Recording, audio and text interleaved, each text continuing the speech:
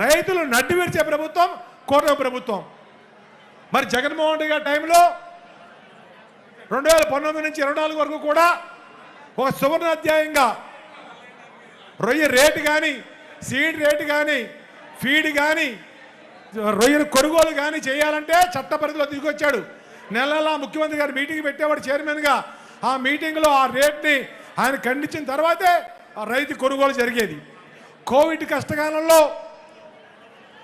100 count కేవలం 50 రూపాయలు కూడా కొనే స్టేజ్లో లేకపోతే అధికారుల్ని ఆ యొక్క ఫ్యాక్టరీ యొక్క దగ్గర ఒక్కొక్క ఫ్యాక్టరీ దగ్గర ఒక్కొక్క అధికారులు పెట్టి 200 రూపాయలు తక్కువ కాకుండా 100 కౌంట్ కొనిపించిన ఘనత మన ముఖ్యమంత్రి జగన్మోహన్ రెడ్డి గారిది. ఈరోజు దారుణమైన పరిస్థితుల్లో ఉంటే కనీసం రైతుకి వాళ్ళు ఇంపార్టెన్స్ ఇవ్వట్లేదు. కేవలం ఫీడ్ మిల్లులు, సీడు, హ్యాచరీసు, రొయ్యల కొనుగోలు, అమ్మకాలు, తర్వాత అక్కడ రిటైల్ యుఎస్లో కానీ, చైనాలో కానీ, జపాన్లో కానీ ఇవన్నీ ఉంది. కేవలం కొన్ని సామాజిక వర్గాలకు ఉన్నాయి. వాళ్ళ దృష్టిలో పెట్టుకుని ఆ 10 మందికి కొమ్ము కాచి ఈరోజు కొన్ని లక్షల మంది రైతుల యొక్క నడ్డి విరుస్తున్న ప్రభుత్వం కూటమి ప్రభుత్వం. ఇంకో జీవో ఇచ్చాడు ఈ మధ్యన. ఎందుకంటే జగన్మోహన్ రెడ్డి గారు 10 ఎకరాలకి ఆక్వా జోన్లో ఉన్నటువంటి వారికి మరి ఈ యొక్క సబ్సిడీ ఇస్తే ఈయన కేవలం ఈ 2 సంవత్సరాల నుంచి ఆ ఒక్క రైతులుగా సబ్సిడీ ఇస్తూ ఇంకా 12,000 కనెక్షన్లు కొత్తగా, అంటే కొత్త 6,000, పాత 6,000, 12,000 కనెక్షన్లు సుమారు ఇంకా రేటు తగ్గాల్సినటువంటి వరకు మాట్లాడకుండా ఈరోజు జీవో ఇష్యూ చేశాడు. ఆ 12,000 కనెక్షన్లు కూడా నేను సబ్సిడీ ఇస్తాను అని చెప్పి, అంటే పూర్తిగా అన్ని ఎకరాలకి కాదు, కేవలం జోన్లో ఉన్న వాటికి చెబుతూ ఇంకొక లింక్ పెట్టాడు. ఇందా చదివాను జీవో. పవర్ ఫ్యాక్టర్ అంటారు, పిఎఫ్ అంటారు, పవర్ ఫ్యాక్టర్ అంటారు. 90 నుంచి 95 మధ్యలో ఉండాలి. 90 లోపున్నా 95 పైన ఉన్న పవర్ ఫ్యాక్టరు కరెంటు బిల్లు 4 రూపాయలు యూనిట్ పడిపోతుంది. రైతులు ఒకసారి గమనించాలి, ఆలోచన చేసేయాలి. ప్రతి రైతు ఆలోచన చేయాలి. పవర్ ఫ్యాక్టర్ గతంలో ఉంది, ఇప్పటికీ ఉంది. గతంలో కేడబ్ల్యూహెచ్, కేవీహెచ్ ఏది రీడింగ్ ఎక్కువ ఉంటే దానికే బిల్లు వేసేవారు. ఒక 100 యూనిట్ల డిఫరెన్స్ వచ్చేది, 150-200 రూపాయల డిఫరెన్స్ వచ్చేది. రైతు పట్టించుకోలేదు. ఈరోజు 90 లోపున్నా 95 పైన కూడా ఫుల్ బిల్ వేసేలాగా జీవో ఇచ్చాడు. ఎందుకంటే తెలుసు పవర్ ఫ్యాక్టరీ గురించి, పెద్ద పరిశ్రమలలో తెలుసు. మాకు 400 కేవీలు, 1000 కేవీలు ఉంటాయి. అక్కడ ఒక టెక్నీషియన్ ఉంటాడు, అక్కడ కెపాసిటర్లు ఉంటాయి, అట్లా స్విచ్ ఆన్ చేసుకోవాలి. కెపాసిటీ వర్క్ చేస్తేనే పవర్ ఫ్యాక్టరీ నిలబడుతుంది.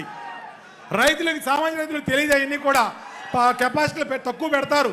ఆ పవర్ ఫ్యాక్టరీ ఎక్కువ తక్కువ లేదు, లోడ్ ఎక్కువ తక్కువలు ఉంటే ఆ కరెంటు బిల్లు రూపాయిన్నర నుంచి ఈ జోన్లో ఉన్న వాళ్ళకి కూడా చెప్పి అర్థం చేసుకోండి. రైతులందరూ కూడా ఈ జోన్లో ఉన్న వాళ్ళకి కూడా ఆల్రెడీ 50,000 కలెక్షన్లు ఏదైతే ఉన్నాయో ఆక్వాకల్చర్ పరిశ్రమల్లో ఆ 50,000 కలెక్షన్లతో సహా కలిపి మొత్తం అందరికీ కూడా ఫుల్ బిల్లు వసూలు చేసేలాగా ఈ ప్రభుత్వం ఒక కొత్త జీవోని కూడా 196 జీవోని కూడా ఈరోజు రిలీజ్ చేయడం జరిగింది.